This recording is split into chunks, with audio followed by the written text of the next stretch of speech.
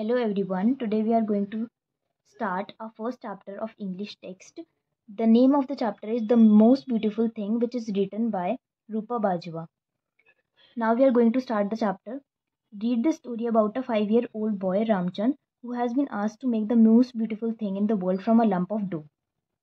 This story is all about a boy who is 5 years old and whose name is Ramchand. He makes the most beautiful thing from a lump of dough. The lump of dough is कच्चा आटा. Find out how he and his parents react when he cannot figure out what to make. जब वो figure out नहीं कर पाता कि वो क्या बना रहा है परफेक्टली, तो अब हमें इस स्टोरी में उसका और उसके पेरेंट्स का रिएक्शन देखना है. Ramchand had been born 26 years ago. Ramchand जो है वो 26 ईयर्स पहले बॉर्न हुए थे. At this time his father ran a very small shop in Amritsar that sold among other things rice and pulses, candles and brooms, sugar and gram flour, fried groundnuts and homemade biscuits. उसके फादर जो थे वो एक बहुत छोटी दुकान चलाते थे अमृतसर में, और जिसपे वो बहुत मतलब डिफरेंट डिफरेंट आइटम्स सेल करते थे, like rice, pulses, candles, brooms, sugar, gram flour, ground nuts and homemade biscuits. Ramchand love the gunny sack smell of the shop. What do mean by gunny sack? Gunny sack is the bag which is made of jute. So Ramchand loved the smell of gunny sack bags which was there on her shop. The small family lived in a smaller room behind the shop that had a tiny adjoining toilet.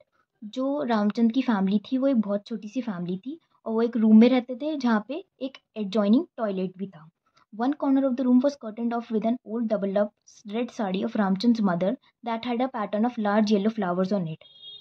एक corner में room के जो रामचंद थे उनकी mother की साड़ी के द्वारा curtain किया गया था, जिस पे पैटर्न्स थे, बहुत लार्ज येलो फ्लावर्स बने हुए थे उस पे. In the curtain of part a small drain had been let out. और कर्टन वाले पार्ट में ही एक स्मॉल लाइक नाली निकाली गई थी. A plastic bucket and mug were placed here. और वहाँ पे प्लास्टिक का बकेट और मग रखा गया था जो उनका बाथरूम था.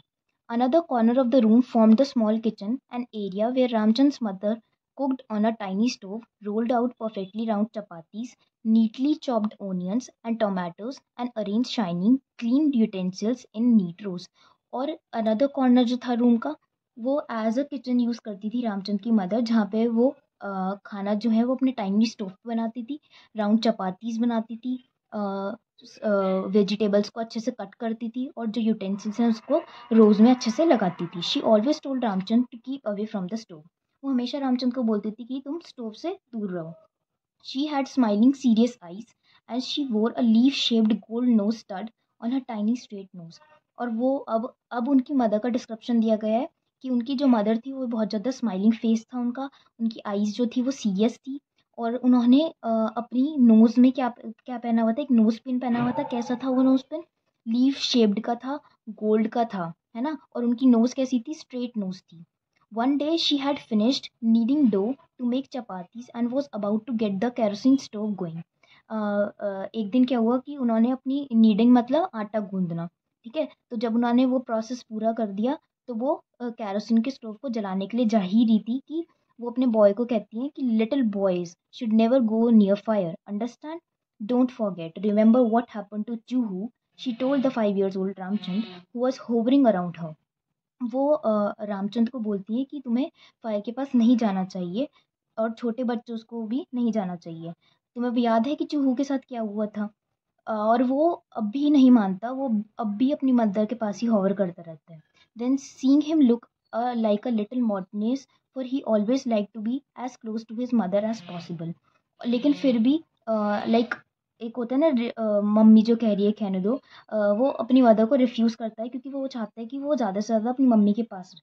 She pulled out a lump of dough from the vessel she had been kneading in it. और वो क्या करती हैं, उनकी मदर एक लंप ऑफ डो, कच्चा आटा लेती हैं वेसल में से, और क्या करती हैं, थोड़ा सा उसको दे देती हैं. Here take this she told him with a smile. और क्या कहती हैं कि तुम इसे ले लो स्माइल के साथ. Go and sit in that corner and make something really nice with it. और वो बोलती हैं कि तुम ये ले लो और इससे कुछ अच्छा बनाओ. Go and make the most beautiful thing in the world, she told him. इससे सबसे वर्ल्ड की सबसे सुंदर चीज़ बनाना, इससे उनकी मदर रामचंद्र को बोलती हैं।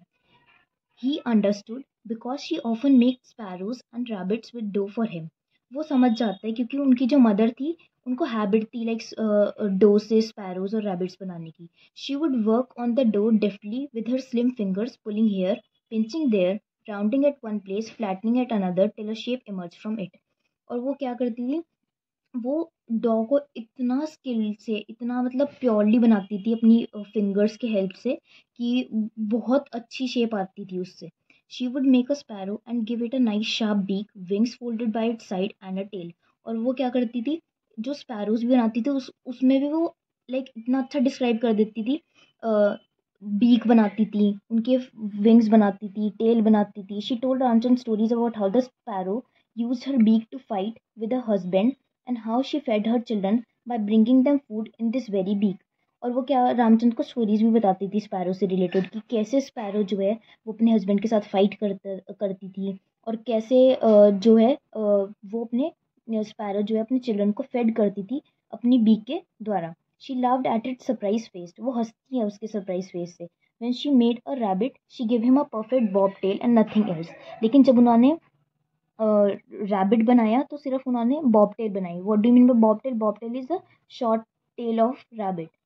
और उन्होंने उसके अलावा उसका कोई डिस्क्रिप्शन नहीं दिया। Just like the sparrow, just a blob with a bobtail, where is its face? Ramchand asked in confusion. तो वो अपनी मम्मा से पूछते हैं कि उसका फेस कहाँ है? It is so scared of you, it is running away, she said laughing. वो उसको हंसकर बोलती हैं कि वो इतना डर गया तुमसे कि वो दूर भाग रहा है। And when a rabbit is frightened all you see of him is his little bobtail. और जब रैबिट जो है वो डर जाता है तो वो क्या करता है, सिर्फ तुम उसकी बॉबटेल ही देख पाते हो। Once she made a mouse and called her Chuhu. Is it a girl mouse then? Ramchand asked suspiciously. तो उनकी मम्मा एक बार माउस भी बनाती हैं जिसका नाम वो रखती हैं चूहू।